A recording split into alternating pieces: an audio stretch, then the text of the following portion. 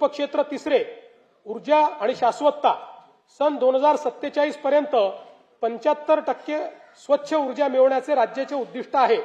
यासाठी राज्यात सौर, पवन आणि हरित हायड्रोजन प्रकल्पांना चालना दिली जात आहे।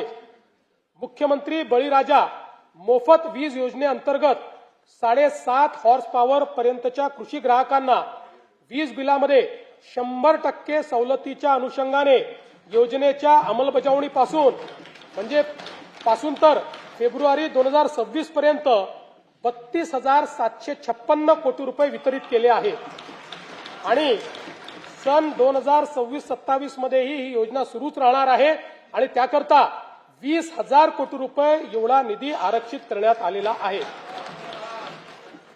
मुख्यमंत्री सौर कृषी वाहिनी 2.0 अंतर्गत एकूण 16,000 मेगावॅट सौर ऊर्जा क्षमता स्थापित करण्याचे उद्दिष्ट ठरविण्यात आले आहे।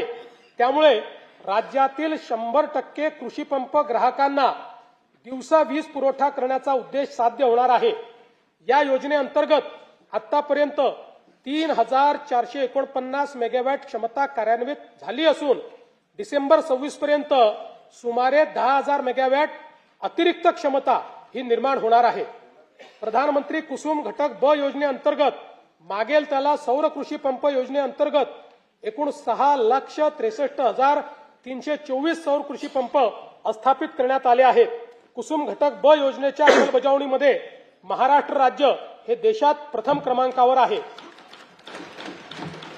मला सांगण्यास आनंद वाटतो की मागेल त्याला सौर कृषी पंप योजनेअंतर्गत डिसेंबर 2025 या एकाच महिन्यात 45,911 इतके सौर कृषी पंप बसवून महाराष्ट्र राज्याची गिनीज बुक ऑफ वर्ल्ड रेकॉर्डमध्ये नोंद झाली आहे।